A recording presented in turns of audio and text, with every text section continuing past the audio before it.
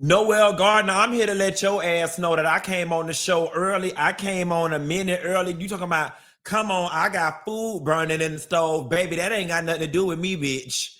Okay? I'm on time. It just hit 8 o'clock. How you gonna be on the line early? How you gonna be on the line early and then talking about, come on, Funky, my food burning up? Then what you finna do for the next hour, girl? What you finna do? Fish don't burn in the kitchen and beans don't burn on the grill. Baby, we gotta, I'm just trying to understand how it's my fault that you on the line early and your food about to burn. I mean, is you got it on low? I'm confused because I'm on the line now and we got an hour-long show, Miss Noel Gardner. So I want to know, how is it my fault and what it is you finna do to ensure that your food don't burn? Anyway, y'all, welcome. I'm back. We looking good. The problems from yesterday, I have to apologize. That shit was a hot ass mess yesterday. The sound was messing up. This was going on. All type of stuff was all going on. And I'm going to tell y'all something. One thing about it, two things for sure, and three things for certain. Your boy is a quick study. That shit ain't going to never happen again, baby. I went down to the nearest Best Buy. Baby, I got so many cords and contraptions and boxes and shit. Baby, I got so much shit plugged into this laptop, this bad boy over here, running hot. Okay, I'm about to go down to Apple and get me another damn laptop because it's over here making noise like it need a tune-up. But don't you worry about it. We're going to have it all going on. Now, I'm going to go ahead and tell y'all a new problem that I done ran into. This camera might cut out. It might cut out every 12 or 13 minutes or whatever. Might. So just work with your boy because I'm still trying to figure it out and I still going to have it all going on. But don't fret. When I get off the line tonight, I actually have a phone call with one of the tech guys that I'm looking at hiring. And I've already got one producer for a fact that I know I'm hiring, a young lady by the name of Kia. And I'm going to hire probably one more producer to backfill that spot. We're going to get the tech stuff all going on. Let me tell you what else y'all need to know about the studio updates. This is only one shot. This is only one shot of the three main shots that I plan to take during the show. So there was going to be another shot that's going to be just this wall right here. You're not going to be able to see the screen. It'll be just the wall to capture the product. And then the wide shot will be a middle shot that'll capture all three of the screens plus the stripes and all that different stuff. And then plus we're going to have it like Good Morning America, where the assets and stuff run on the screen. And when people come on the show, they're going to be on the screen. I'm going to be able to turn to them and talk to them like this and carry on. We're going to have it all going on, but just stick with me. But what, you know what? I had some friends that suggested to me that I did not launch the studio until it was completely buttoned up and everything was perfect and that nobody would have anything to say. And number one, that's just not my brand, right? Like I have over the years let you guys in on just about most parts of my life. And I was like, no, I think that the Funky Bunch would actually enjoy just tracking the progression of everything, seeing it when it's janky, seeing it when it's not, and then seeing it when it's perfect. And then something else that I want to point out for all of my entrepreneurs. Another part of what you guys are witnessing right now, as far as the trial and error is concerned with my business, I absolutely refuse not to know how, at least at a basic level, how to work everything in my business. A bitch will never have me in a position where we have some type of argument or disagreement and then they walk out on me and my shit can't run. Okay, that ain't never happening. And so I thought it'd be prudent that I share that with you guys this evening, because for any of you guys out there that's opening a business, a restaurant, a tax office, a hair shop, or whatever, don't you, baby, you better know how to do everything in your business, from sweep the floor to locking the door, from doing the payroll to making an egg roll. You have to know how to do everything in your business. Now, when I bring the tech guy in here, am I going to be able to go behind the camera and fine tune the lighting and play with this and play with that. Absolutely not. And I don't have no interest in learning that. But at a bare minimum, I'm gonna know how to turn that bitch on and plug it into this laptop and do this show on my own if I have to. A bitch will never have me by the balls when it comes to my own business.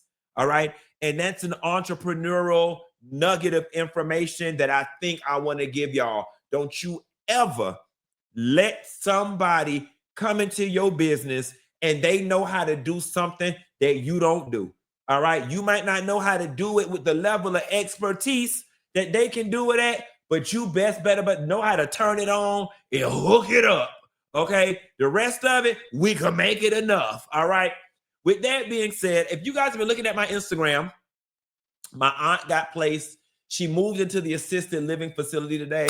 Hey, shouts out to the Peninsula in Hollywood, Florida, and the guy, Jonathan, who was, I don't want to call him the leasing agent because I'm sure he's far more than the leasing agent, but for the sake of this conversation, the leasing agent, Jonathan, he's absolutely amazing. For any of you guys that may have some loved ones, you guys know my story and you're down in South Florida, I strongly recommend the Peninsula. The parent company is called Meridian, but you can just put up Peninsula, Hollywood, Florida. It is an amazing, amazing community. And I heard a difference in my aunt's voice today when I talked to her in terms of being excited and happy, and she's secure, and she has around the clock care. Now, here's the thing, and we'll have to broach this subject later. Currently, my aunt is under the impression that she's just going to be there for a few months. Okay. And I'm being perfectly honest. I have no interest in going through this again. I have absolute no interest in going through this again. And not to mention, if I'm being perfectly honest, I have absolutely zero faith in my aunt when it comes to her eating right and when it comes to being compliant with her medicine. As far as I am concerned, this is the end of the road. Okay. As far as I'm concerned, however, I still have to respect her as an adult. I still have to respect her as an independent person. I still have to respect her as my aunt. And if by chance she completely rebounds and gets back to the person that she was a few months ago, then I would be more than willing to explore the possibility of her just coming out and living in a regular situation just like me and you. However, at her age and considering what her ailments are, if it's not assisted living today, it'll be assisted living tomorrow. You know what I'm saying? So it's kind of like, girl, you already in there. You already in the system. Let's just work it out. I actually have a meeting with Spicita next week. I'm on her calendar to talk about how I can structure my aunt as my dependent and how I can structure the expenses. Because as it stands right now, we got her a studio unit at the home, and that's running for about $5,000. I can upgrade her to a one bedroom, a full-fledged one bedroom unit, which will have the independent living room, the bedroom space, another little space. That's going to be like $1,000 or $1,200 more. God knows I don't want to pay it. However, if Spicita looks at it all and she tells me, Q, you're able to write off all of these expenses, or you're able to write off a significant portion of it to the point where it makes sense, I'm going to need the tax write-off anyway to offset my income. So this may create a win-win situation where my aunt is maybe able to get the $6,000 room or the $7,000 room, and I'm able to write it off on my taxes. If we're able to do all that and have it going on like that, then baby, we are cooking with fire and her ass ain't going nowhere. Okay? But y'all just pray for me. We got her in there. She got it all going on. She's excited. She had the food. She said the food was amazing. My sister and my cousin have been texting and calling. Everybody is pleased and everything is on the up and up. I want to humbly thank you guys for all the prayers, all of the emails, all of the concern, all of the DMs, all of the comments, and just following my story and being patient with me for having to take off for work and handle what needed to be handled. Lord knows I tried to handle it as best I could with as much style and grace as I could. And it was difficult, but we finally got her stabilized. from a health perspective, and we finally got the housing and the medical care situation taken care of. My last order of business, I am not happy with Conviva. I'm not happy with Conviva, and it's not anything that the medical staff at Conviva did. I absolutely love her doctor, Dr. Georgian, down at Conviva, North Miami. I absolutely love her. She's a Black woman. She's very knowledgeable. She's got an amazing bedside manner. She talks to me. She spends as much time with me as I need when I'm talking to her. The problem is I can't never get in to talk to her because Conviva is so large. This is new for me. I'm not somebody who frequents the doctor, but I don't like calling the doctor's office and my call being routed to a call center. I don't like that. I don't like it. It rubbed me the wrong way. It upset me. I need to speak to Jennifer at the front. Every time I go to the doctor's office, I need to see Jennifer at the front. And when I call, I need to speak to Jennifer. Don't route me to no damn call center. I just did not like that whatsoever. And is that the way most doctors' offices and big groups and dental offices are doing? Because if so, that shit don't work for me. That does not, baby. When I call there, I need to speak to a familiar face. When I call there and say, I got an emergency, I need you to say, okay, the doctor is with a patient. I'll have her call you back in 15 minutes. I don't need you. Them people talking about, we put in a request, we escalated it. Somebody should call you. And then I'm asking them, I told call center fish, I said, baby, I don't even want to speak to you. Can you give me the direct number to the office? Okay, y'all around here rerouting me to Albuquerque, New Mexico, or wherever the hell I done called. Can you give me the number? Baby, I couldn't even get the number to the office. I didn't like that. I didn't like that. Conviva. And I understand when you are dealing with large volume, you've got to streamline things to make it, but that don't work for me. I want the old school doctor that walk around with the Mary Poppins bag that I can text or call at 10 o'clock at night and be like, this what's going on, and somebody gonna text or call me back in the morning. I'm not dealing with no call center when it comes to dealing with my health and whatnot. I ain't used to it, and I ain't doing business like that. All right, y'all, I ain't gonna get high tonight because I got to make sure not that getting high keep me from being able to work the equipment, for those of y'all who just so concerned about me having a drug problem. But y'all know Mika's Treats is where I get all my edible situations going on, and she has got a whole bunch of stuff over there waiting for you guys. Now use promo code Funky2020. And I'm just going to go ahead and prematurely tell you guys about some of the things that we're going to have coming up on the show. So y'all see those products that I have behind me. Those are the Butter Skincare products. And we are currently mapping out a real estate sheet to offer different levels of advertising packages across the show. To come on the show and do a full-fledged interview situation like we've been doing, that's going to be one cost. But you see what's going on right now. You see those products sitting right there behind me. We're mapping out the pricing and all of that. But if you think just a simple product placement situation is something that you would be interested in, you can go ahead and use that same email address that's pinned on my Instagram page to inquire about advertising and just have your product sit up there in the back. For some people, this may be far more valuable than doing a face-to-face interview, because for the duration of the show, your product is sitting directly behind me, getting exposure to hundreds of thousands of viewers. So if you are someone who wants to kind of get in our beta phase of the product placement before I really set my Good Morning America prices, I'm already telling y'all hoes what's about to happen. Yesterday's price is not going to be today's price. So if you already want to get in on the ground level while we still figuring shit out and while I'm still tinkering around with things, now would be the time. But essentially, this is what it would give. Your products would be back there. I'd be willing to put a link in my description box to let everybody know what's going on with the products, where they can get them from. And depending on how I feel or what you pay for, I might even say 1 or 2 words about it, but not a whole lot is needed. They're just sitting back there. And this is just going to be very huge for brand awareness. People who this is good for.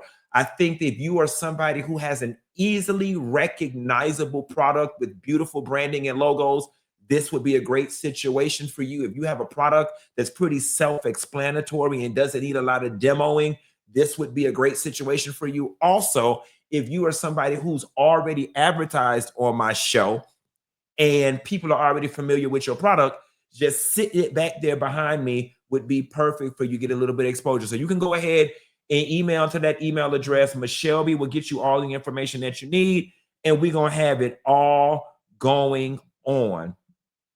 Somebody said, what you said, it's blurry though. That's all right. We can fix that. that ain't nothing. That could be fixed. That could be, bitch, you know it's in a box. Okay, that's all.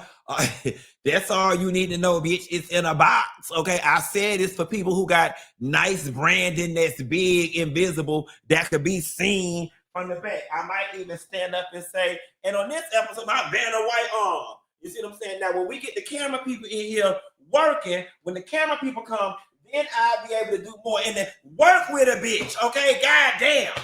Y'all hoes gonna complain me out of a damn job. Just work with me real quick for us to have it going on. But don't for the products. This is for the products. Then we're gonna also offer real estate on the screen, the middle screen, so on and so forth. But let's go ahead and get into the doggone show. Okay. They say they could see it now. You see me?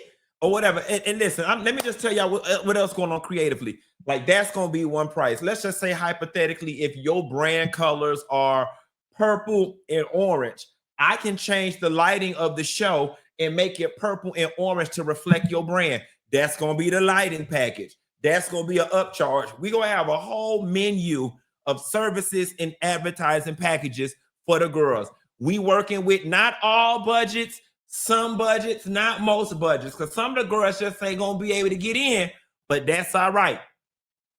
We're going to have it all going on. We're going to have, I know that's right. Twan say, child, they always complaining about something. Always, but just work with me, honey. Just work with me. We're going to have it all going on. All right, let's jump right on into the show. We got a real feel-good political corner that I'm happy to bring you guys. And as much flack as the word Mexico catches, I am here to let you guys know that,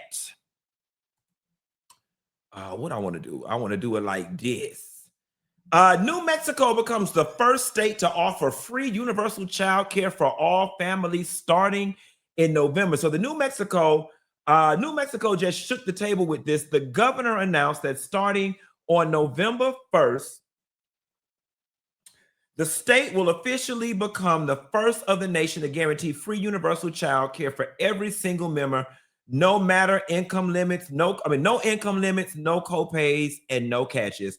This historic move comes after years of expanding access. In 2019, the governor of New Mexico legislature created an early childhood education care department, which has already helped thousands of families. Now, here's the beautiful thing. And here, when I went to Florida State University and got my degree in economics, some people taught me everything about supply and demand. They also taught me a little something about cause and effect.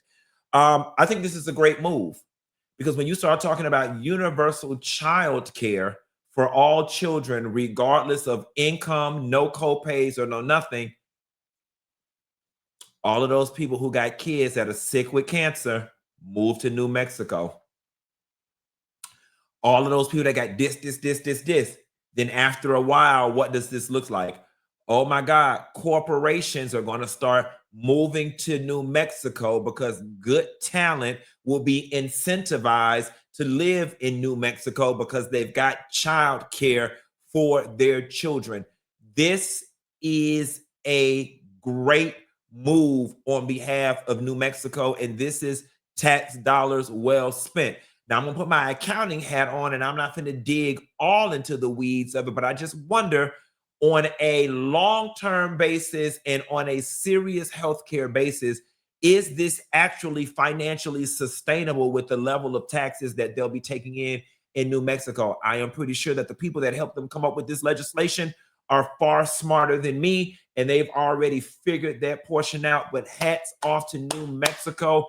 And hopefully throughout time, since Donald Trump wants to push everything back to the states, that some other states will follow suit. I'm hoping the big pharma corporations and the nonprofits pour in and pour in and pour in. But this is what leadership, serving the people and giving people what they need from government looks like. Good job, New Mexico. Good job, New Mexico. Good job, New Mexico.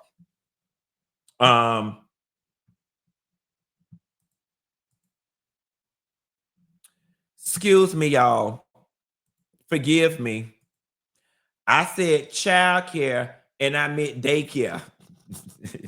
I said healthcare and I meant I meant forgive me. I meant childcare, not healthcare. Lord have mercy, Jesus. Because if I could tell y'all the truth, I was sitting here saying to myself, how they finna afford this now? Because you can't predict what medical costs gonna be. Lord, I done went down there. Hold on now, before y'all put y'all 2 weeks notice in and go resign on y'all damn job, and before y'all get on Zillow and look up places to live in New Mexico because the rent real cheap, let me retract what I just said. It's not healthcare, it's childcare. That's why I had put my glasses on. That is why I had put my Sally Jesse Raphael glasses on, because I can't be sitting up here trying to be the next CNN. Right here, see, I had done told everybody with kids with cancer to move to New Mexico, and now them people was finna move their ass up over there, and their children wasn't gonna be able to get no chemotherapy messing around with funky Dineva's ass. They giving child care. You're gonna have to figure out how to take care of their ass medically on your own, like the rest of the damn country. But one time for wishful thinking and aspirational dreams. Nevertheless, glasses don't fail me now. I got to get the information out right. This America's best fault. It's America's best fault with these cheap ass damn glasses that I couldn't see what the hell was going on. All right, moving right along. Now that I done told y'all one lie, I might as well tell y'all two. This right here, I'm gonna tell y'all one thing, and prepare all my church people, prepare to get mad. I don't give a damn how you feel about it, because I'm about to let y'all ass have it about these damn churches.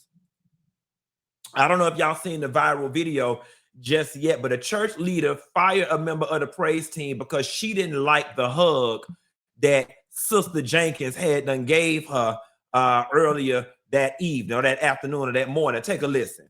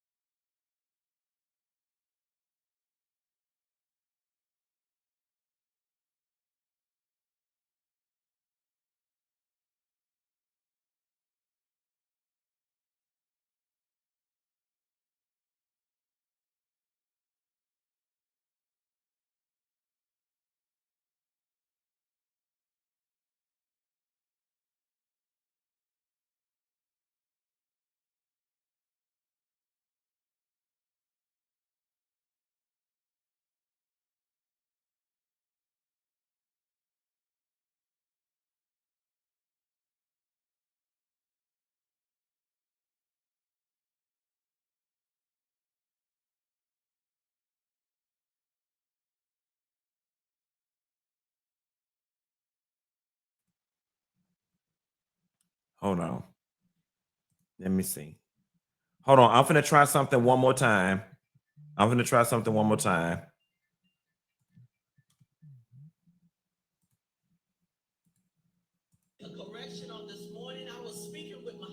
Do y'all hear it now?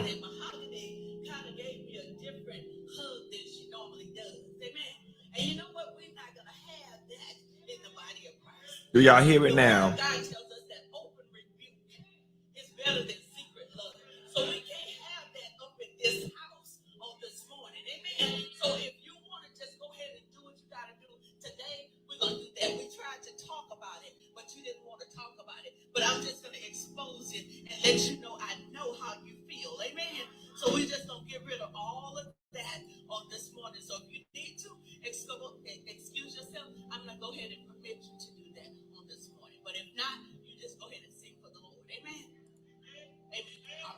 All right, I'll figure that out with the tech guy later. But in short, the pastor said that Mahogany didn't give her the hug that she normally gave her. They were having some type of issue down to the church house. And when Mahogany went to hug her, it wasn't the same type of hug. So she decided that she was going to get on the microphone and the Bible. And then here we go, use the Bible to openly rebuke her. She openly rebuked her, and what I called it was embarrassed her in front of the pulpit and basically said, essentially, she said, if this how you gonna act and you don't want to be my friend and give me fake hugs, then you ain't got to dance and sing for the church and you can get off the stage and leave. And Mahogany opted to hug the rest of the people on the praise team and leave. Now, I saw some of y'all put in the comments, you know, how you gonna condemn the church for the actions of a few poor souls or a few poor people. Y'all love saying that. Y'all love saying that. But from where I sit at this moment, it's become a part of church culture. Some, not all. And here is what I wanted to say in reference to this video. You know, one of the things that I don't like about church, and it's one of the things that some of y'all love about church, is that church gives people who otherwise feel powerless in the world, they get to come to church and feel powerful.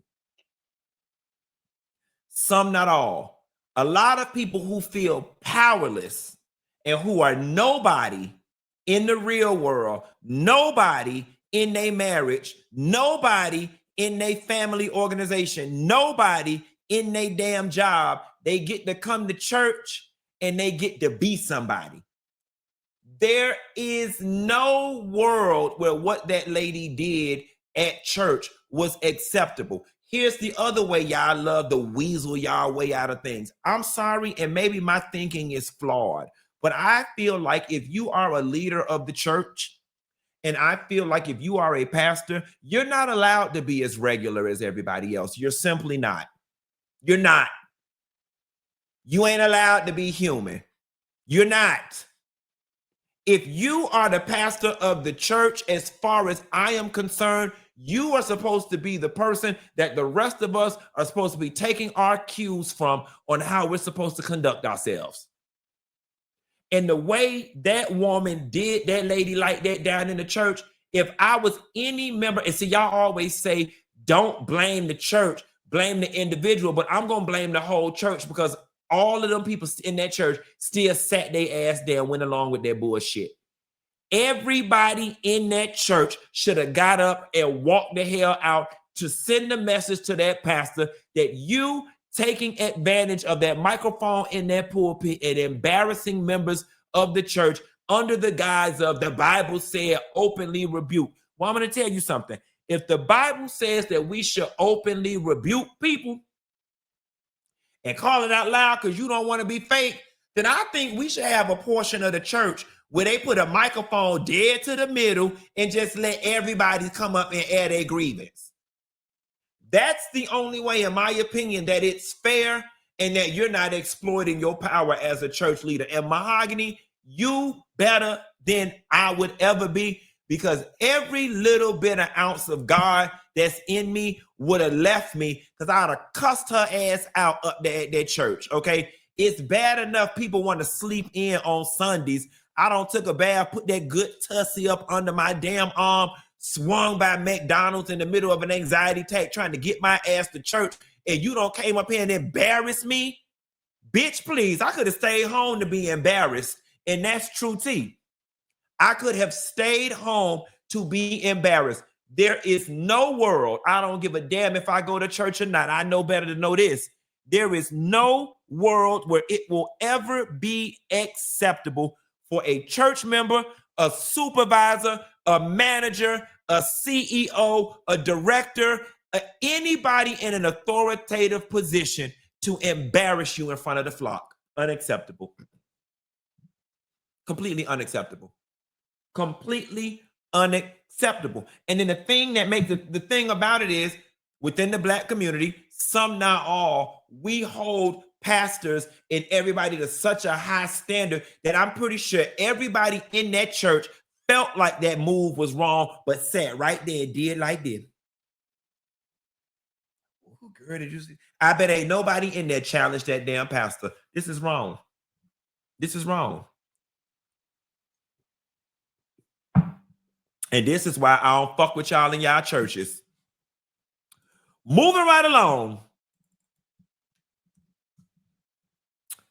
Tyler Perry's accuser speaks. Unfortunately, y'all not going to be able to hear it, but it's a very short clip. Can you explain that first alleged incident? I got into bed and then I noticed that he hung in the bed with me as well and started rubbing my leg. And I jumped up out of bed. Unless someone's been through something where they have their control over their bodies taken away, you don't really understand the kind of feelings that you get in that moment. Can you explain that first alleged incident?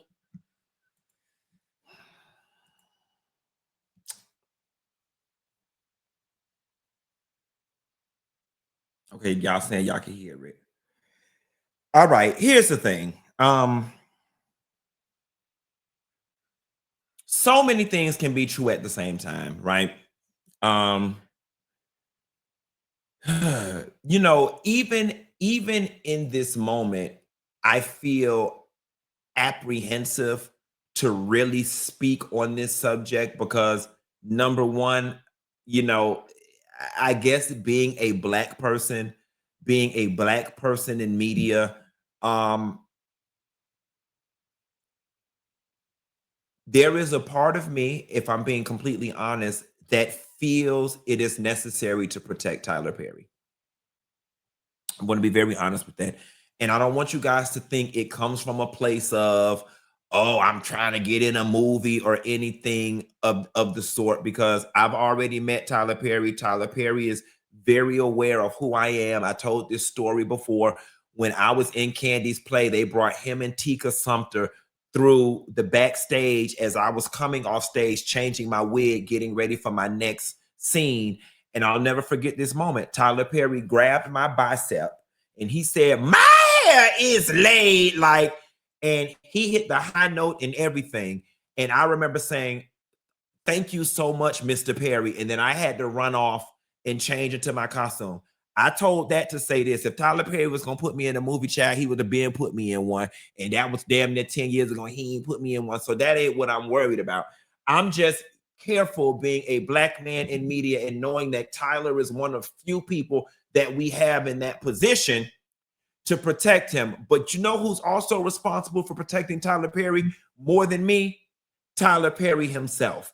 All right. Now, I'm not going to dig into the scatterbutt of what somebody's sexuality is, but it goes without saying that most of us already know what's up with Tyler Perry. We've seen the text messages, and it don't take Inspector Gadget to realize that those text messages were beyond friendly. They were flirty. Okay. We are all grown, and we also know that this white boy played up the fact that Tyler was interested somehow or another, and he was all right with the surface level flirting, even the intermediate level flirting, just as long as he felt like it was going to advance him. Tyler Perry and that white boy were both playing the same game as far as I'm concerned, allegedly. They both were playing the same game. Tyler was dangling the carrot and he was dangling the carrot. Tyler was dangling the carrot and he was dangling the carrot. They both were playing the same doggone game. Because he says, I got in the bed and then Tyler Perry got in the bed with me. Now, let me explain something to y'all. In what world do grown people spend a night at other grown people's house?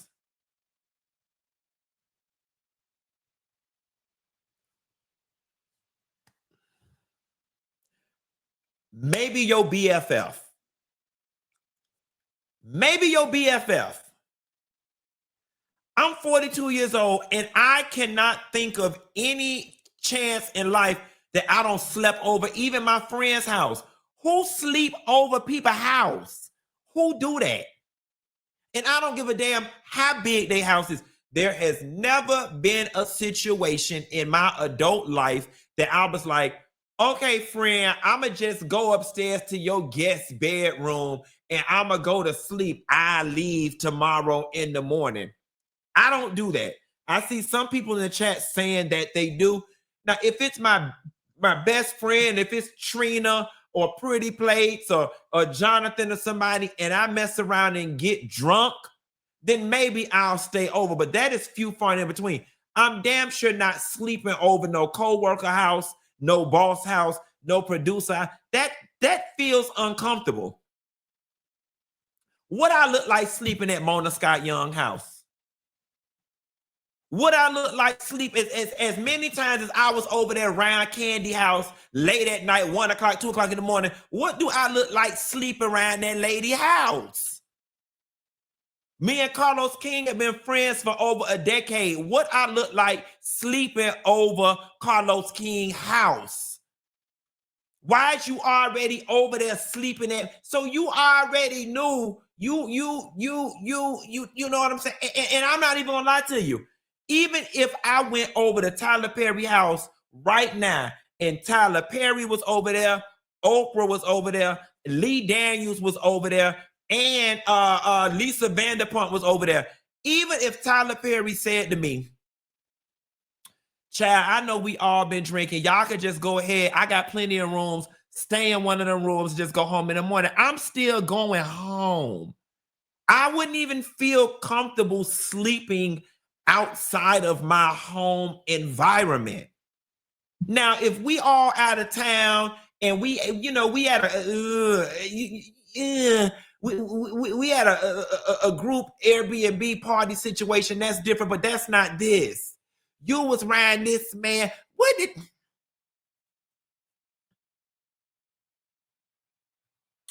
I just hate it because Tyler Perry's name is about to get smeared, and this white boy is about to get a big payout for a game that he was willing to be a participant in. And for that, it makes me feel like it's a bit unfair.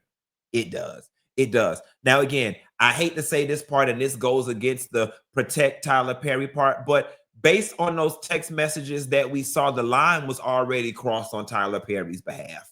All right. And y'all can dress it up any way y'all want to, talking about, oh, he was just being friendly and they were close. No, those text messages, unless they were doctored, it was giving more than I'm a director producer and this is my coworker. The messages were out of line.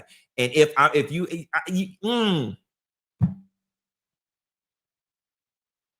I'm not sitting up with anybody that I hired or working here talking about how horny I am.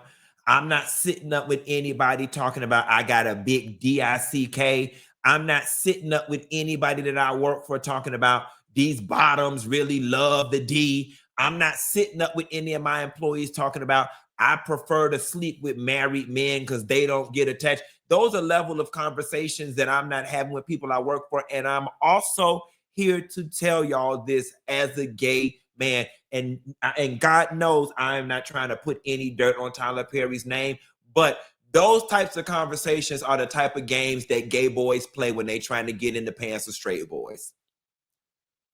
Having muscle conversations and sex conversations and I got a big D conversations and oh, I'm so horny. Those are all breadcrumbs that they drop to see if the straight boy gonna bite and respond. It's a way to crack open the door. Think about it. I want y'all to think about y'all daddies, y'all husbands, y'all brothers. If me and your husband sitting up having a conversation right now, and I'm like, yeah, I'm on testosterone, man, but it just make me real horny. I just be so horny on it. Your husband probably would be ready to punch me in the damn face because you don't need to articulate that to me. And there is a way that you can articulate that without it coming across looking flirty. You know what I'm saying? The proper way to have did that, if you were genuinely just talking about your testosterone as somebody who does take testosterone shots from time to time, and it does make you horny. But if I wanted to convey that to somebody in a non-sexual manner, what I would say is, yeah, you know, I do like testosterone. It's giving me a lot of energy, and some of the other side effects include increased sex drive. And increased sex drive, increased appetite, increased endurance, and I move right along. That's the way you do that. That's the way you do that. But when you sitting up with somebody that's straight or a business associate or a colleague or whatever the case may be, using the word horny is just not appropriate. It's just not appropriate. Oh, and it just makes me so horny, because what he was looking for in response was a, ooh, really, or just how horny. It's again, it's setting the trap to gauge this person's interest. And the simple fact that this white boy did not shut the shit down off rip created a situation where Tyler and people like him, or people that's trying to do something to him, allegedly, Tyler, could keep going. And that's why I say they both was playing the same doggone game, because white boy, just as long as you were getting what you thought you was going to get out of the situation, you were all right with it. If your ass worked that damn Popeyes, you wouldn't have been at your manager damn house. If your ass worked at Popeyes, you wouldn't entertain no conversation about your manager, your boss talking to you about being horny. So so somebody said it's giving grooming. It's giving something. You know what I'm saying? Now, we have to be fair here. As all of this Me Too stuff and the Diddy stuff and the Cosby stuff and the workplace sexual harassment stuff has come about, I've come to realize, I guess, that in the court of law, somebody enticing you with the idea of your career going further, the onus is no longer on your dumb ass to say no, and it's on the person that's enticing you, which I think is a bunch of bullshit. Me personally, I think it's a bunch of bullshit. Now, I will accept this person was flirting with me, and because I did not flirt back, they fired me. I will accept that. But I'm still not 100% on board with this. I just sat there and let him talk sexually to me because I thought I had to in order to go further, or I really wanted to be in the business. So I ignored his advances because I really wanted this. I really wanted the role. I really, no man. I would have walked the hell up out of there, you creep. That's what I don't think other people should be responsible for your thirst. But my degree is in economics and not in law. I just don't think they should be responsible for your thirst. I think that's just like saying, if you walk into a interview at a mom and pop spot, you don't even have a job yet, and the man start flirting with you and being nasty, why wouldn't you just get your ass up and walk the hell out? I'm not accepting, but I really needed the job. So I just sat there and I just let him say what he wanted to say to me while he touched my thigh, because I really wanted to be hired for the job. No, bitch, go work somewhere else.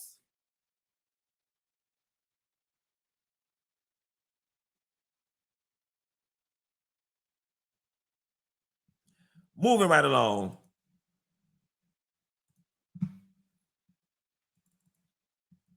Y'all cousins done went down there to the jewelry store and done caused this man to stroke at. Now look at what they did. And I ain't one for organized crime, but I like it when it's organized. Take a look. Baby, they don't bite into the people establishment. They don't bite in. Look.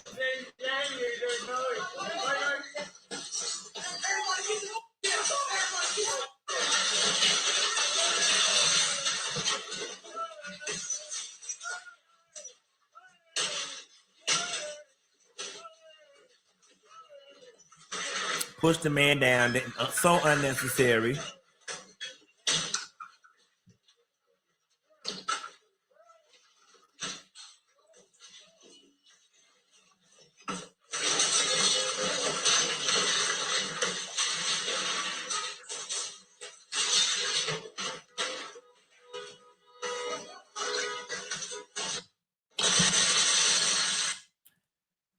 I will say this. Teamwork make the dream work, and I am relatively impressed with the level of organization that they did. Now, these are all the things I picked up. They had one car back into that bitch. They had another car somewhere, somebody's girlfriend on the lookout, because that was the person blowing the horn saying, get y'all ass up out of there, from what it was I deduced. And they said, bitch, we finna have 14 of us just run in there so we can get out of there in 14 seconds. Now, on some dead presidents set it off power type of shit, they had it all going on. This was organization at its finest. But y'all already know them right-wing Republicans and Donald Trump is about to drag our ass by our lace front, because they was black. They was black like this and not like this. I could hear it in the voice. I saw it in the way they walked, and I saw a couple hands and faces. They was black. They was black. They was really black. And they did a good job. Here's the thing. Here's the thing.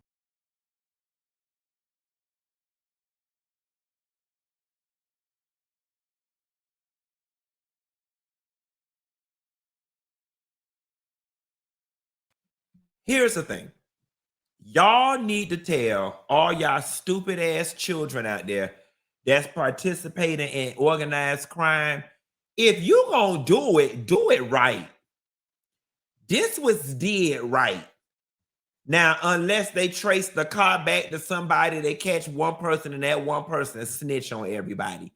But if you is gonna go rob the jewelry store, then bitch rob it, okay? If you gonna rob the jewelry store, bitch rob it, okay? And they robbed them people down to the ground. The only thing I'm upset about, and the camera went out like I told y'all it would. The only thing I'm upset about is that they pushed that old man down. It's bad enough y'all don't went in there and stole that man's stuff. Y'all have to push him down. It was bad enough, y'all, but I will say this. I got a black hoodie, some black sweats, and some black Air Forces in here. So if anybody want to hit up one of the jewelry stores, I ain't gonna drive, and I'm not renting no car in my name. But I do look out. I do look out. I'm trying to think what all I do, because I'm not going to jail for a long time if I'm going to risk my freedom. I do look out. I provide the bags. I buy the masses. I buy the hood. Like, I could source all of those things for y'all, and just let me get a couple princess cut rings and maybe a Rolex, and we could call it even. But if you're going to participate in organized crime, this is the way you participate in organized crime. Moving right along. Jazze Pha took to social media, guys, and he was just overjoyed with emotion because he's found something that's worked for him as it relates to his weight. Take a listen. He's healed me. Oh my God. Oh God, thank you. I thank you. I thank you and I praise you. Oh man, I appreciate you, God. I appreciate you. Oh, it's been so hard, man. It's so heavy. It's so much to be written down. So I'm going to cut that video off because that music started playing in the back and I don't want it to affect my monetization. But in short, Jazze Pha went on some sort of watermelon diet. And the diet is working for him. And he just took to social media to share that he's extremely happy. So since August, the famed recording producer has been documenting his health journey for the world to see, crediting watermelon as the key part of his progress. In one of his more recent updates, Jazze Pha became emotional as he urged his followers to find something that works for you, even if it isn't watermelon. And so shouts out to Jazze Pha with that situation. Now, I have a question, and I am asking this from an ignorant, skinny person's perspective. I am asking this question from the perspective of somebody who's never had an overweight problem. From where I sit, from where I sit in this day and time, I don't understand why any of y'all who are morbidly obese or overweight are not strongly considering the Ozempic, the Mounjaro, or all of the other things that are out there. And before you start talking about side effects, I'm not stupid. I understand that there are side effects associated with some of them, but I'm just not understanding why.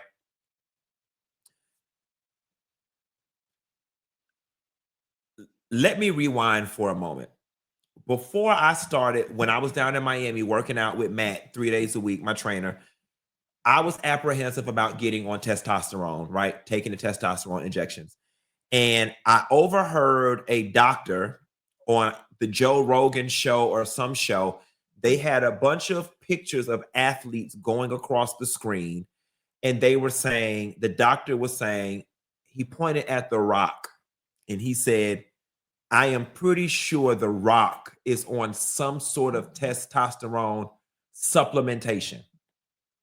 And then the doctor followed up with saying, there is nothing wrong with using the technology that is available to you. And that forever changed my mind. Again, I never had to take Mounjaro or Ozempic or any of that. But from where I sit, if you don't take it now voluntarily, your big fat ass gonna be taking it later because you got diabetes. So I'm just not understanding why you don't take it. Hold on. I'm just simply not understanding.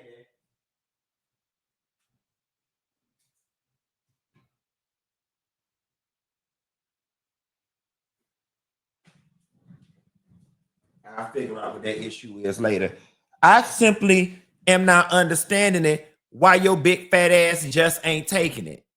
Because it's some of y'all sitting up right now. Y'all can hear me. Did this thing come back on? Let me see. Hold on.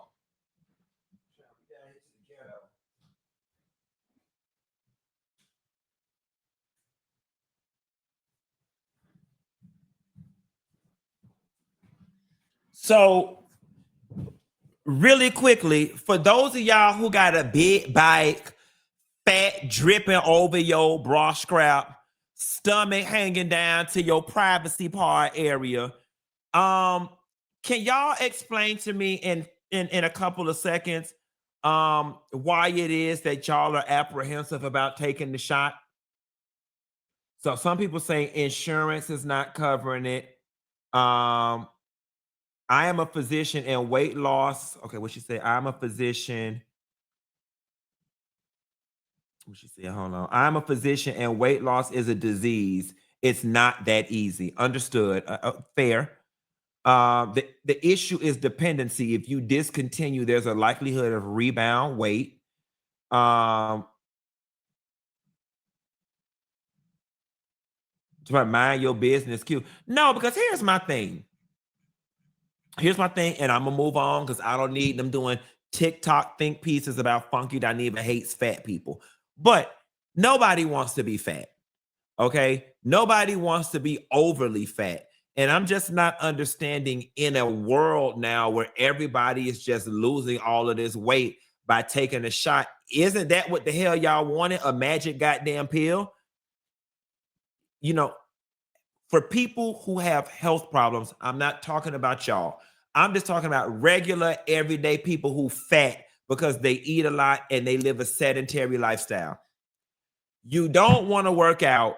You don't want to eat right. And then now you got the nerve to say you don't want to take the damn shot. Well, girl, what do you want to do? I'm confusion. What do you want to do?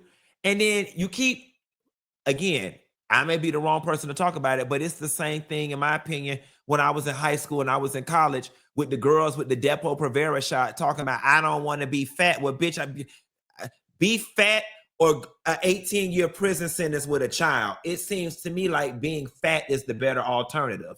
I don't want to be fat. Well, bitch, you gonna get fat if you get pregnant. And that pregnant weight damn sure ain't coming on. They're about the side effects and the side effects. You already fat. Listen to me clearly, because maybe somebody need to talk to y'all ass like this. Bitch, you already fat.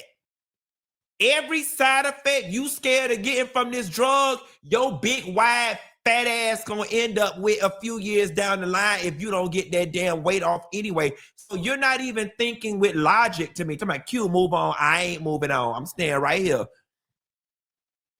You're gonna end up with heart disease and diabetes 10 years down the line anyway. So it would seem to me that a little bit of stomach paralysis is the least of your damn worries, and they gonna chop your damn foot off like Big Mama on Soul Food. I'm trying to save lives out here.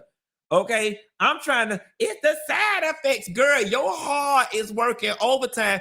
Girl, you might not even live long enough to deal with the side effects. What is you talking about?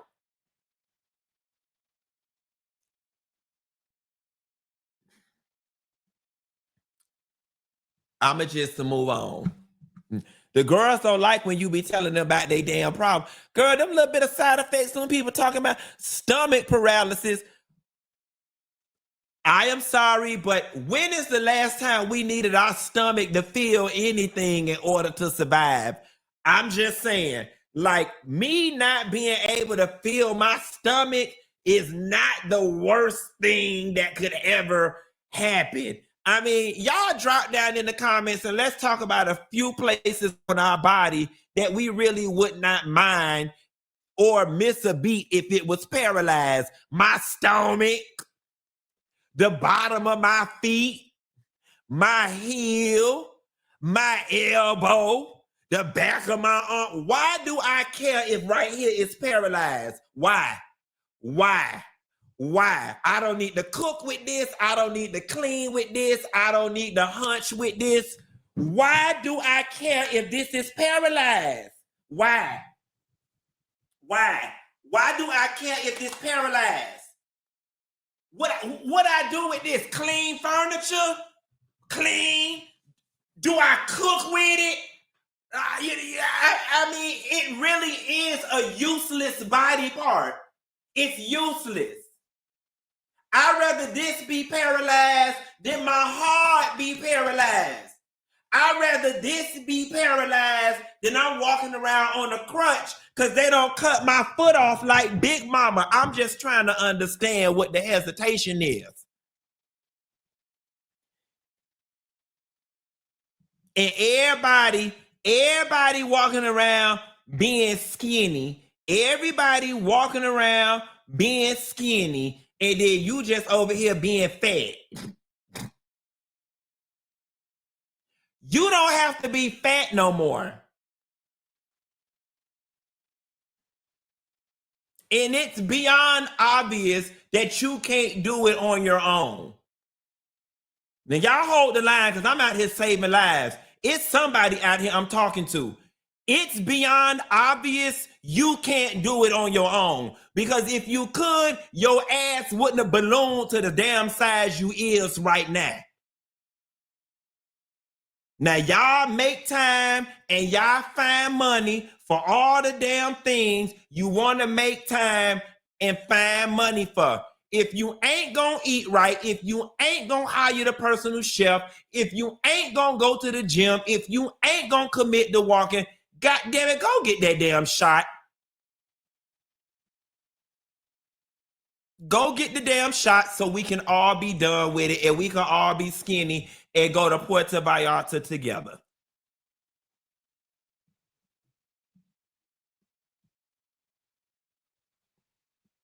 The side effects, bitch, your heart is pumping 14 times over to help regulate your body. You talking...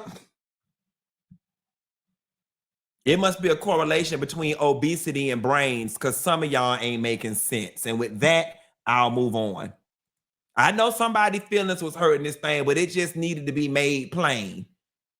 Because you're going to pay on the front end or the back end, but you going to pay. And if your ass develop diabetes, you going to be taking the shit anyway. Girl, y'all, shit, you silly. You let my ass would have been big and somebody told me all I had to do was shoot up with something and all that weight could fall off me like Star Jones. Baby, I had them people shoot me in my ass, my stomach, and the bottom of my damn foot. 3 times a week. Because don't nobody want to be fat. And y'all can funky that Dineva me down to the ground and say he hate fat people. The only reason you mad because I'm telling the truth. Because your ass don't even want to be fat. Don't nobody want to be fat. If you want to be fat, put me in the chat. I'm trying to see some. If you want to be fat, and there's a difference between being proud of your body, because we should all love the skin we in, but don't nobody want to be fat. If anybody want to be fat, please put me in the chat. I'm trying to see something. My point exactly. Now watch this. Watch this. If everybody want to be a supermodel and runway size like me, put me in the chat. If everybody want to be a supermodel and be skinny like me on the cover of Vogue, please put me in the chat.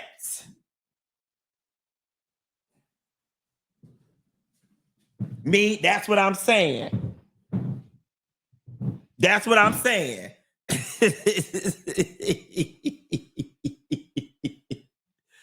Oh, God. TikTok think pieces loading in 5, 4, 3, 2. Funky Dineva always insulting his audience. He hate black women. In his latest rant, he was going off on fat black women, and fat black women are his core audience. And mind you, I ain't called out nobody color. I ain't called out nobody gender. But tomorrow, the messaging will be Funky Dineva hate fat black women. Nevertheless, moving right along.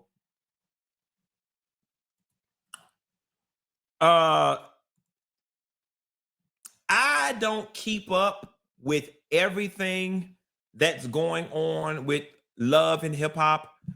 Personally, I feel like I've kind of outgrown a lot of it. However, just the little bit that I pick up from here and there, I am assuming that there must have been some type of conversation or a dig or a read where Rasheeda must have said something to Yandy along the lines of, you on my show, you wouldn't be on camera if it wasn't for me. You had to come to Atlanta and to get on my shit where I'm a staple.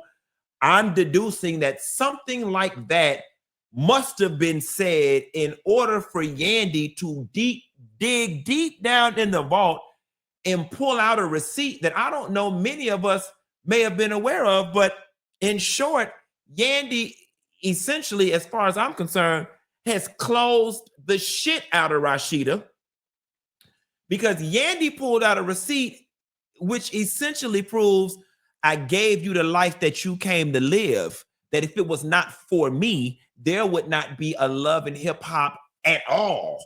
Take a look at this interview clip that Yandy pulled out as a receipt. Camera, I'll start. How you doing when you come to Harlem? No doubt. You gotta do it like that in Harlem. Because y'all come with the A game, so the BX is in here too. But now, how did you get with the show Love and Hip Hop? Well, originally, it started out as an idea I pitched to VH1 probably about 5 years ago. It was called Keeping Up with the Joneses. And it was solely based on Jim and his family life and all that he had going on. And that takes a lot of commitment, you know, and there was a lot going on with Jim's personal life with the artists he was working with, you know, Stack Bundles, murdered, Max B got locked up. So we couldn't really commit Jim the way we needed to. So I called Mona, and Mona was pitching this idea to another network. And we just joined forces, and she really made it happen. She brought her idea with the women behind the scenes and sprinkled Jim in there, and you know, it worked. And that was my involvement at first, and that was last season. And then this season, I felt like there was missing a woman of my story, you know, that kind of grinded on her own and got here, you know. I'm gonna end it there, but in short, what Yandy was saying was, checkmate. If it was not for me, honey, there would be no love in hip hop. So she said, yeah, New York might not be going on no more, and I might be down here fool la with y'all down here in Atlanta. But baby, please don't get it twisted. If it was not for me, you wouldn't even have what you have, because I'm the one who helped create Love and Hip Hop. And whatever you may feel about Love and Hip Hop, past, present, and or future, it will go down in reality television history as one of the great culture shifters as it relates to reality television. So, Yandy and Mona Scott Young, thank you both for what y'all did. Now, listen, y'all, this story may cause a little bit of anxiety for some of our parents out there. A school lost this lady's 6-year-old child. I laugh and judge people when they be online crying, but what I just experienced is so traumatic. I went to pick up my 6-year-old from school. I'm in the pickup line. I'm waiting and waiting and waiting. They keep on calling his name on the little two-way mics. They kept calling his name, and he wasn't coming. Everybody else is driving off with their kids, and my kid was not coming. So I got out the car, and I'm like, where is my child? And his own teacher that I dropped him off to this morning looked me dead in my face and said, oh, I thought you said on the second day he was going on the daycare. And I'm like, what? I didn't tell you that. Like, what are you talking about? Y'all, they didn't know where he was at. I called the police. I acted a plum fool because where's my fucking child? They said he was on one daycare bus, priceless. I called Priceless. I kept telling the woman, get Priceless on the phone, get Priceless on the phone. She was taking too long, so I called Priceless, and the woman said, oh, we don't have no Caleb here. Like, I said, huh? And that's when I threatened to push the woman in the face, because why you see her telling me this bold-faced lie? She ran back into the building. The principal comes at this point. Bitch, I done called 911. I called the police because my child is missing. They trying to kidnap my child. What's going on? I called the police. I'm starting to get irate because they're looking like deer in headlights. Like, where is my child? I called the police, y'all. This time I'm threatening to punch the woman in the face. So I go with the principal into the office. I'm like, run me these cameras because I need to see where my child, who he left, what's going on. I need to see the cameras. Run me the cameras. So she go to her computer like she finna run the cameras. She's like, oh, we found him. He's on Priceless daycare, man. He on his way back. I said, that's a damn lie because I just called Priceless and they didn't know where he was at. Find my motherfucking child right now. I said, find my child right. I said, if you don't locate him within about 5 minutes, it's going to be hell to pay in here. I said, you know the movie Straw? That's what's about to happen up in here. And long story short, guys, they were able to contact the bus driver of the bus that was taking the kids to Priceless. And her son was indeed on Priceless transportation bus, and they turned around and brought their child back. For all my parents in the comments, I don't even have to ask y'all what's her response and what's her reaction appropriate, because I think anybody with a heartbeat would have acted a plumb damn fool had they child, especially I don't entrusted my child with you, and you don't put my child on the wrong bus or whatever the case of situation may be. And I'm going to tell you, because me personally, I like to consider myself a very tolerant and patient person. And I can deal with a lot. For me, the issue was not necessarily that my child was on Priceless bus. That wasn't the issue for me. The issue for me was that you did not know where my child was, right? Like, if I pulled up to the school and I came to get Isaac and they said, oh my God, Mr. Latham, we thought he was going to Priceless. And they were like, hands down, oh, he's on Priceless bus. I wouldn't have completely lost my shit because they definitively know where my child is and he's on Priceless bus with another adult with the kids, I would have been upset, but I would not have been irate. But at the point in which you don't know where my child was at all, now I have a problem. Now I have a problem. And listen, I understand and I know I'm not a parent, so what I'm saying may not count for shit. But I also understand that sometimes things happen, especially when you're dealing with a bunch of kids.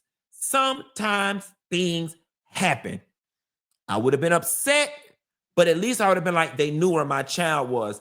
It's the negligence and the simple fact that y'all didn't have no idea where my damn child was, and y'all got the scrambling and hemming and humming.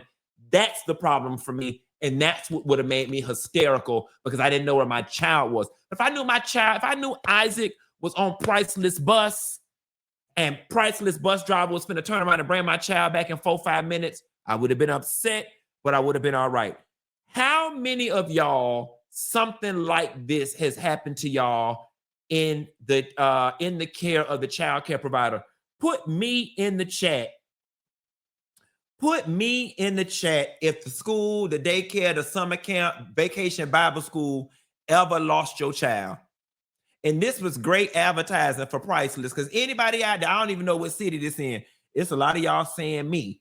You know what I'm saying? And again, I am not trying to explain away what the school did, but the simple fact that so many of y'all are saying me, it just shows that it is possible that these types of things can possibly happen when you're dealing with so many kids. But this is great advertisement for Priceless. Let me look up Priceless real quick. What's this? Priceless. What city this was in? Texas. Priceless child care, Texas. See what come up. Top daycare in Garland, Texas. Priceless child care and learning. So for everybody out there in Garland, Texas, I'm here to let y'all know Priceless got bus service that pick the kids up from school or whatever the case may be. But Priceless also let kids on their bus that don't be supposed to be going to Priceless. So I ain't gonna disparage Priceless. I just want the people to know that Priceless have multiple locations in Garland, Texas, and they provide transportation for your kids, they kids, and her kids down to their daycare. Yes, God, Priceless is an all-encompassing daycare. Everybody is welcome. Any income level, any socioeconomic status, any neighborhood. Priceless will take everybody kids, okay? We'll even pick them up. We'll pick them up from school. We'll pick them up from the post office. We will pick their ass up from their grandmammy house. Everybody kids can come on down to Priceless. I know that's right, Priceless. Now, the only thing I hope, Miss Priceless, I hope your last name Price, we finna send you all this business. You got to be able to accommodate all this business. You finna get Priceless, because it's good to know, because you could either pay for this level of advertisement, Priceless. It's good to know that Priceless got bus service that'll get your children from the school over there to their daycare till you get off work. If you looking for after school care with bus service, send your kids to Priceless. Your neighbor's kids ain't even gotta go to Priceless, where Priceless will pick their ass up too, and you can pay for it later. Yes, God, Priceless. And that right there, that level of durability and insurability and dependability is priceless. Priceless, I'm going to send y'all ass the invoice for this free commercial that I done gave y'all ass. And quiet as it's kept, Priceless Daycare, if you are black owned, Priceless, and you email me, funky.neva at funky.neva.com, I'll let y'all come on the show for free, because I just want to hear all the rest of this and give y'all some free promotion, because I'm feeling real, whatever. But if you're not black owned, you're going to have to call Donald Trump for your marketing dollars. I'm moving on to the next thing. And better yet, Priceless. Now, if you is not black owned and you white owned, I still let you come on if you give me some vouchers for black people. If you give me some vouchers, just give me 1 or 2 vouchers, because I know it's somebody out there who need them. Give us some vouchers. We can have a little partnership. Y'all can come on and talk about how priceless y'all services is. and we can do a Funky Bunch giveaway, get some vouchers out to the people. See, I work with all types of races. I do. Now, I give some bigger discounts than others, but I'm not racist. I'm prejudiced. It's the difference. Okay? I'm not racist. I'm prejudiced. It's a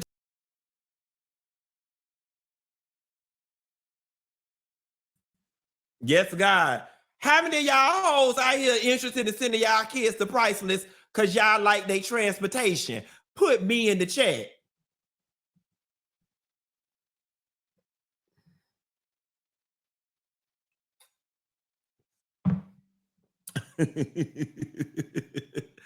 Moving right along, guys. Oh, Lord, we don't win over time, and I got more stories. Let's go. I'm going to just rock with it. Rock with. I started too high. I went to Miss Jan yesterday. I hadn't been in a while, and she was telling me the biggest problem is that I just always start out too high in my register, and I don't have nowhere to go. I was finna sing "Rock with Me Tonight" by Freddie Jackson. And you see, I said "Rock." While I'm all the way up here, should have been "Rock with Me Tonight for old time's sake." See, and I hit my note, bitch. I hit my note. That's all I needed to know is where to start, honey. Where to start and where I'm getting to. Just as long as I know where to start and where I'm trying to get to, I can find my note. That's all, honey. For old time's sake. Now, if I could just, I'll be a little pitchy. But let me focus first on finding my note. And oh, baby. When I get that in, bitch, y'all gonna call me motherfucking Funky Kalani, bitch. Okay, I got this huge YouTube platform in this studio with all this studio grade equipment. We're gonna be making music videos. I'm gonna be making OnlyFans videos. Yes, God, honey. I don't give a damn about y'all church or y'all morals. I got all this camera equipment in here. I'm finna get on this thing and play in between my legs and in my butt for $15.99 a month. Yes, God. I just want to see real quick.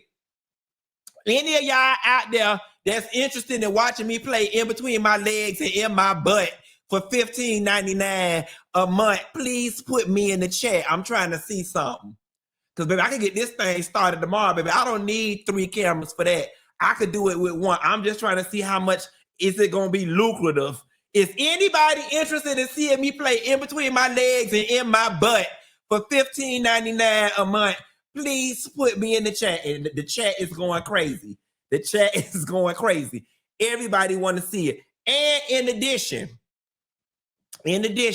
if you would like to film OnlyFans content from my house, I will be renting out this studio space. All I ask is you bring your own hand sanitizer, but I'm trying to recoup my money that I spent. So I don't judge what type of content you want to make. If you want to come around my house and do something strange for a little piece of change, we got green rooms, we got multiple bathrooms, we got private entrance, we got many refrigerators and microwaves easily accessible to the talent. We got everything you need to play in between your legs and in your butt on camera for OnlyFans. We could change the colors. We could put videos in the bike. Because in 2025, and listen to me careful, daughter, in 2025, it ain't no reason nobody got no money in their pocket.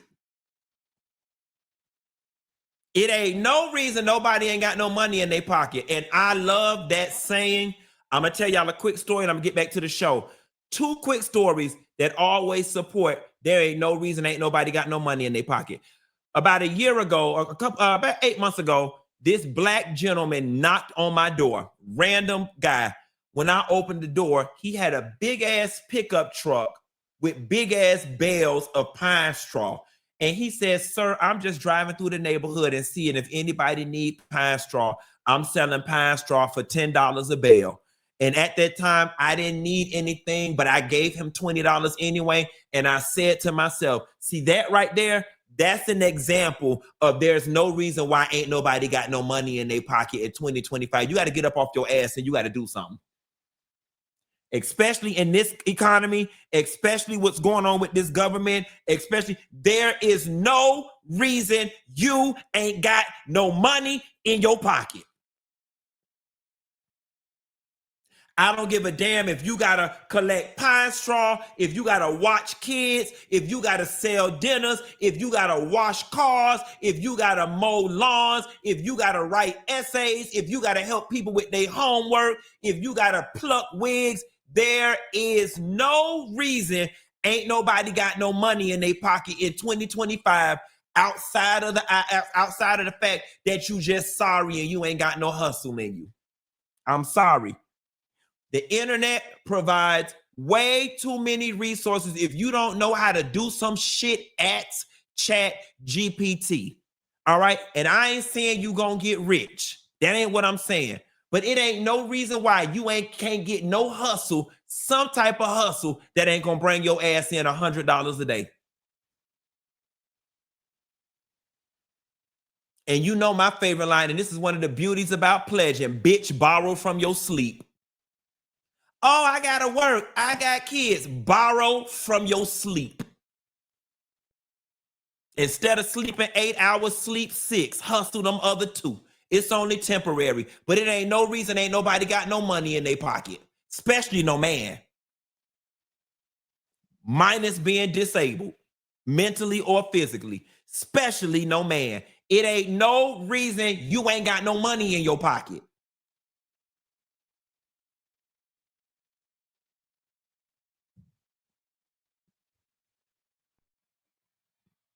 Especially no man, especially no woman. Because shit, you're sitting on a smooth 40. All that cat you sitting over there on, and your light bill and past due status. Girl, let me tell y'all something. Y'all better be lucky my coochie made out of clay. Because now, he just mad because he want to be a woman. Now, you know what? I just thought about something. Y'all might absolutely be right. You know why I want to be a woman? And you want to know why I'm mad that I'm not a woman? Because I can't sell coochie. That y'all have finally cracked the code. Y'all have been telling me all this time that I've been jealous of women and I wanted to be a woman, and I've been fighting it all this time. Deep down inside, I've been fighting it. And I just had an epiphany right now on this show in this moment. And the real reason why I hate women's is because I wish I had a coochie so I could sell it.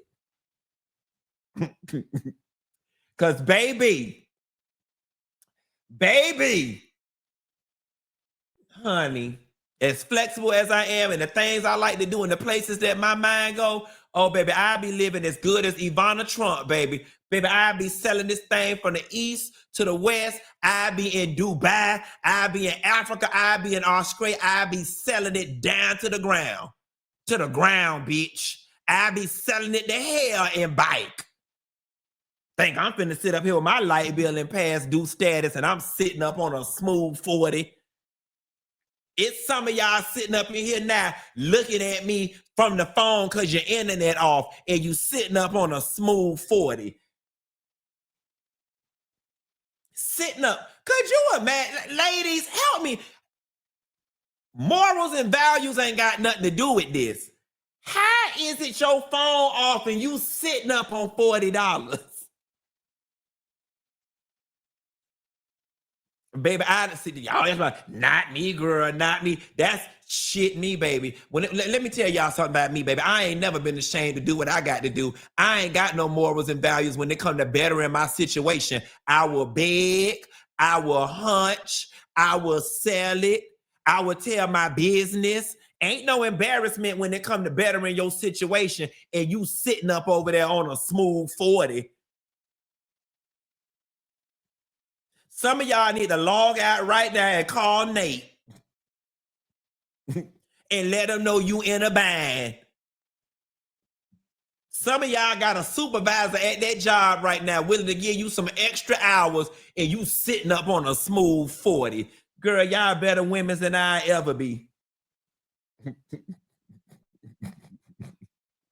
Lisa said only 40 though. I mean, yeah, Lisa, because y'all hate when I say this, the trans girls don't corner the market. So, you know what I'm saying? Y'all, trans pussy brought down the price of real fish. Trans pussy brought down the price of real fish. But listen, Donald Trump trying to work it out, and the way he doing the trans, it's gonna be a tariff. It's gonna be a tariff on trans puss real soon. So you need to get into position, figure out your block, figure out your marketing strategy, and when the NASDAQ on puss go back up, you're gonna be in position. That's all. I'm just trying to tell you.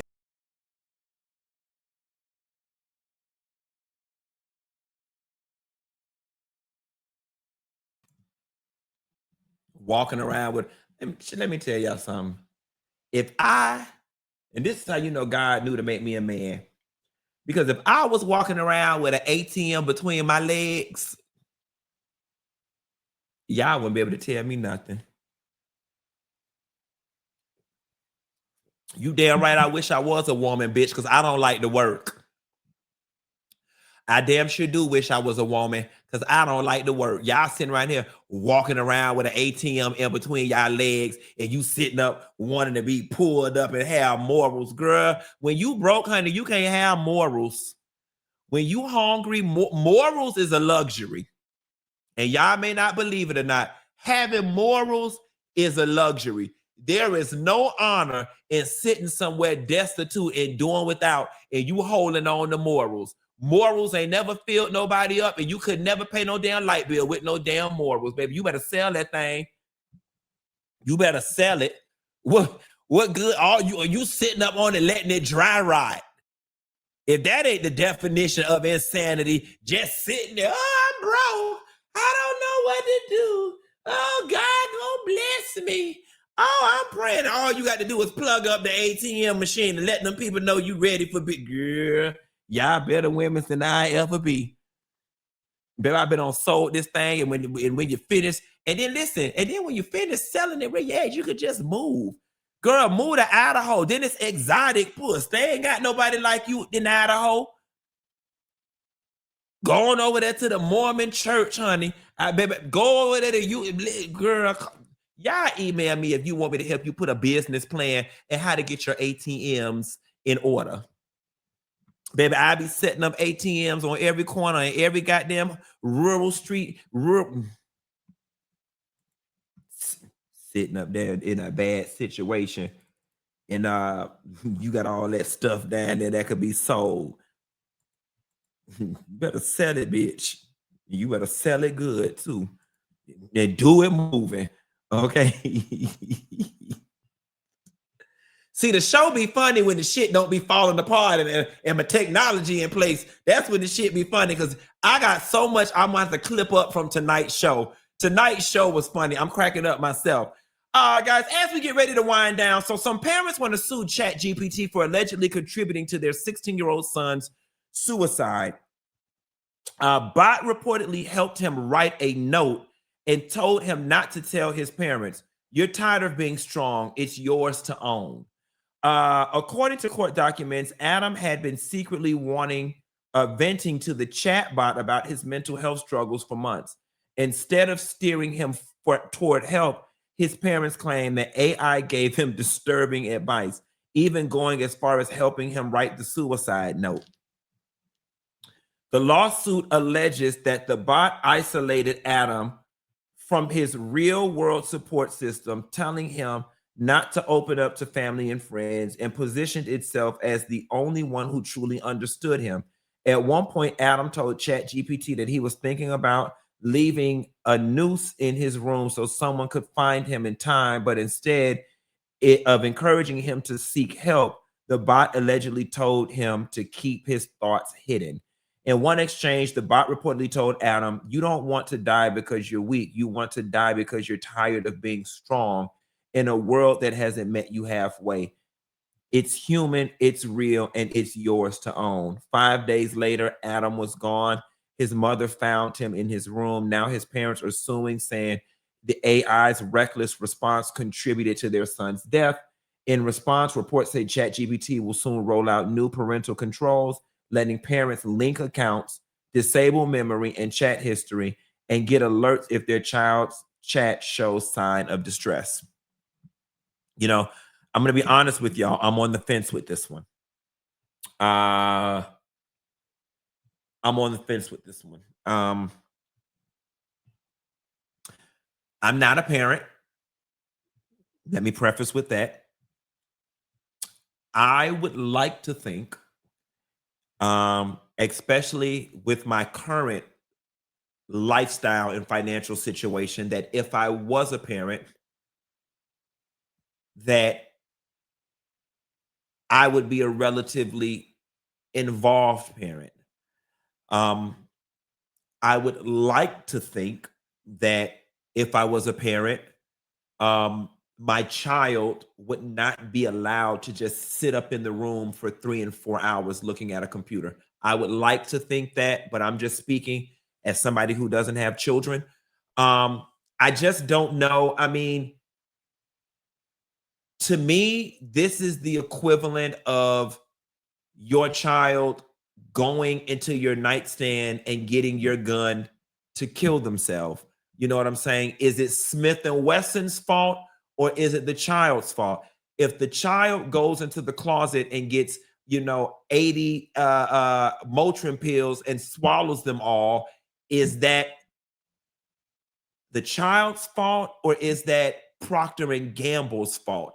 I kind of feel the same way kind of with the technology. Now, I would like to think that the software engineers would put some type of parameters in place where the chatbots don't entertain any level of conversation when it comes to suicide. And maybe we're beginning to see some of the drawbacks when it comes to AI. But at the very end of the day, I don't think it's AI's responsibility to save or not save your child.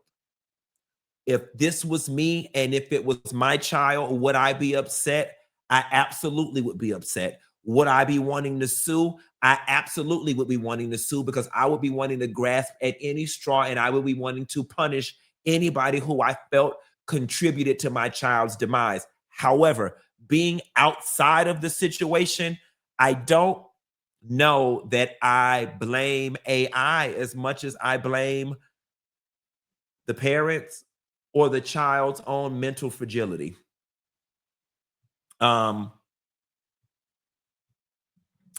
Feels a little off. Let me see what we got left. I'm gonna do this last story with Robin and Giselle, and then we're gonna get up off the line.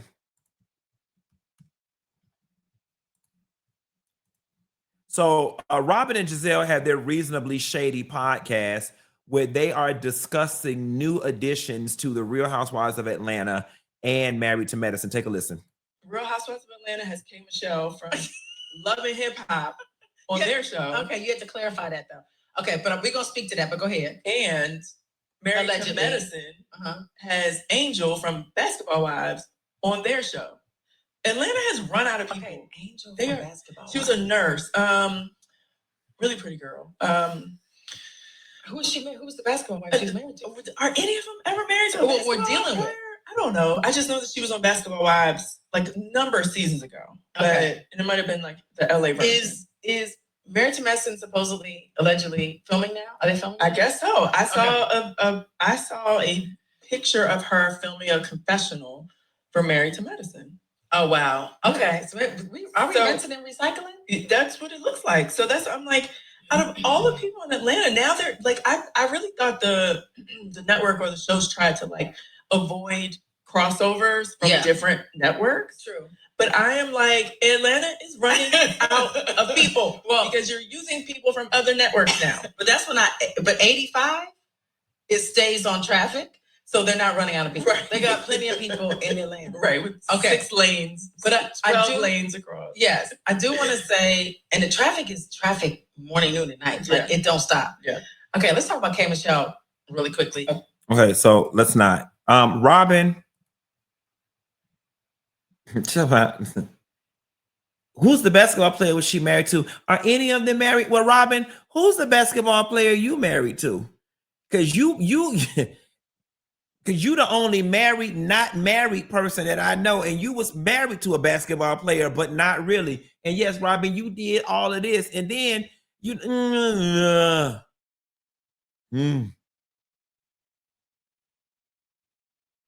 And then it's funny because Robin, it would almost hit better if you were still on the show, right? It would almost hit a little better. Like, girl, you got let go.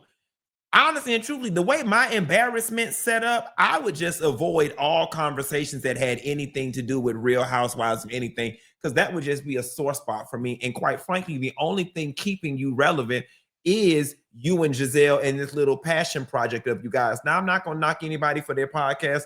There's an audience for everything and a market for everyone, and there are people who like this. But, you know, there is a level of truth to it, but here is the other thing that people don't understand. And let me also back up. I'm going to tell you why this commentary bothered me just a little bit.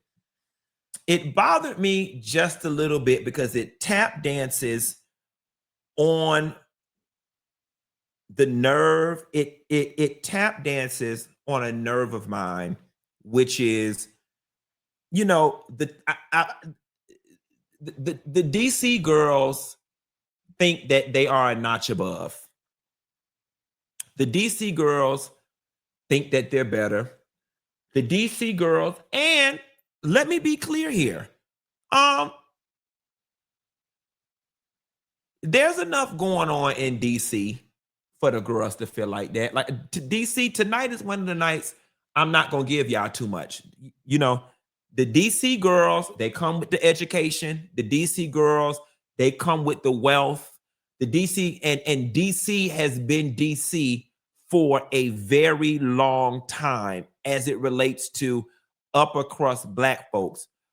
Where I think DC gets it wrong sometimes, I feel like the DC girls feel away because Black people in other spaces are coming up and they ain't the only ones anymore.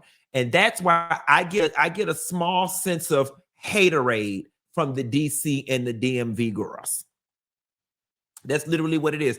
Now listen, there is no comparison between DC and Atlanta. DC is definitely a more pulled up place.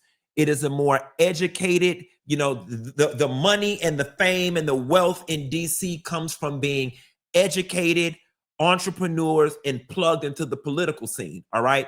Atlanta is more sports and entertainment. So yes, it is two different calibers of people, but the same money. Or Atlanta might even have more money in some pockets or whatever the case may be. But y'all be trying to get Atlanta girls too much. Here is the other thing. Atlanta is a Black microcosm or a Black ecosystem of the beautiful thing about Atlanta is everybody here know everybody.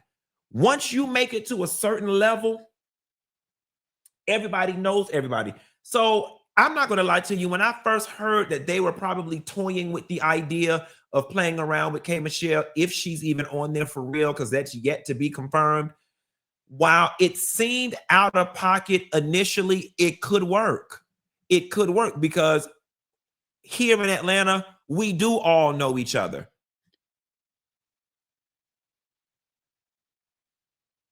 If Candy is Tanya at my damn house.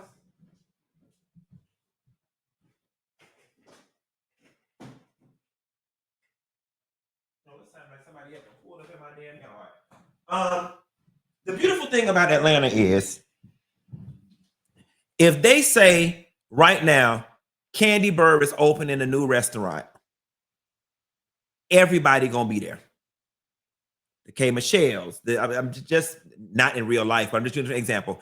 Yandy, Mona Scott Young, Sheree, Tyler Perry might be there. Will Packard might be there. It is very easy to become part of the Atlanta social scene. And so it's not far-fetched or whatever, not to mention it would be relatively interesting or whatnot. I don't know, but nevertheless, y'all shut up. And yes, Angel Love is on Married to Medicine this year. I can confirm that because I filmed with her and them on the doggone show. So that's that.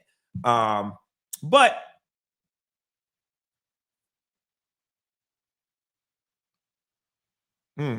Anywho, I'm finna get up off the line, y'all, and go figure out some more shit to do with the rest of the little energy that I got for the remainder of the night. And I'll call y'all later. Bye.